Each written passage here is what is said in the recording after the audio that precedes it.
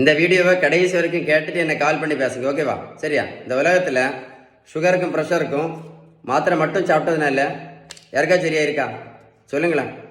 இப்போ ஒரு பெரிய மூட நம்பிக்கை, ரைஸ் சாப்பிட்டதுனால தான் சுகருக்கு மாத்திரை, ரைஸ் சாப்பிட்டதுனால தான் இன்சுலின் அப்படின்னு. ரைஸ் என்ன பாவம் செஞ்சிச்சோ? நல்லா கேட்டுக்கிடுங்க. வட இந்தியாவில் அவங்க ரைஸ் சாப்பிடவே மாட்டாங்களே. வட இந்தியாவில் எத்தனை பேர் சுகருக்கு மாத்திரை போடுறாங்க, எத்தனை பேர் இன்சுலின் போட்டுட்ருக்காங்க? இன்றைக்கி அதை யோசித்து பார்த்தீங்களா? நடைபயிற்சி மட்டும் பண்ணதில்ல, யாராவது சுகர் மாத்திரை நடத்தியிருக்காங்களா? இல்லை இன்சுலின் நடத்தியிருக்காங்களா? இல்லை யாராவது வெயிட்டு குறைச்சிருக்காங்களா? நடைபயிற்சி மட்டும் பண்ணி. நல்லா கேட்டுடுங்க. 1 கிலோமீட்டர் நடைபயிற்சி பண்ணினா கூட 40லேருந்து 50 கேலரி மட்டும்தான் எரிக்க முடியும். அதில் நடைபயிற்சி மட்டும் பண்ணி எந்த மாத்திரையும் நடத்த முடியாது, வெயிட்டு கண்டிப்பாக குறைக்க முடியாது. ஒரு பேப்பரில் கண்டிப்பாக எழுதி வச்சுக்கிடுங்க, சரியா? சிறுதானியம் மட்டும் சாப்பிட்டதுனால யாராவது சுகர் மாத்திரை நடத்தினாங்களா? இல்லை யாராவது இன்சுலின் நடத்தினாங்களா?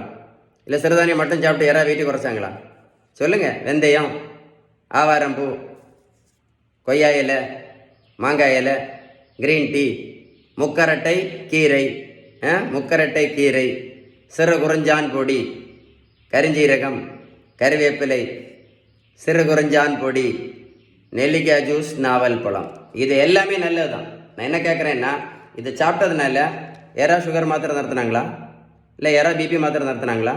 சுகருக்கு ஒரு மாத்திரை போட்டுட்டு இருந்த பேஷண்ட் சுகருக்கு 4 மாத்திரை போட்டுட்டு இருக்காங்க. இப்போ சுகருக்கு மாத்திரை மட்டும் போட்டுட்டு இருந்த பேஷண்ட் இப்போ இன்சுலின் போட்டுட்டு இருக்காங்க. வெந்தயம், கறிவேப்பிலை, கரிஞ்சீரகம், மாங்காய் இலை, கொய்யா இலை, சிறுதானியம், நடைபயிற்சி, நாவல் பழம். நல்லா கேட்டுடுங்க. மருத்துவத்தில் உள்ள ஸ்டாண்டர்ட் புத்தகம் ஹாரிசன். இந்த புத்தகம் என்ன சொல்ல தெரியுமா? Sugar, pressure, cholesterol, fatty liver, பித்தப்பைக்கல், யூரிக் ஆசிட், உடல் பருமன், தைராய்டு பிரச்சனை, பிசிஓடி, பிசிஓஎஸ் எல்லாத்துக்குமே ஒரே treatment, best treatment, correct treatment, balance diet மட்டும்தான்.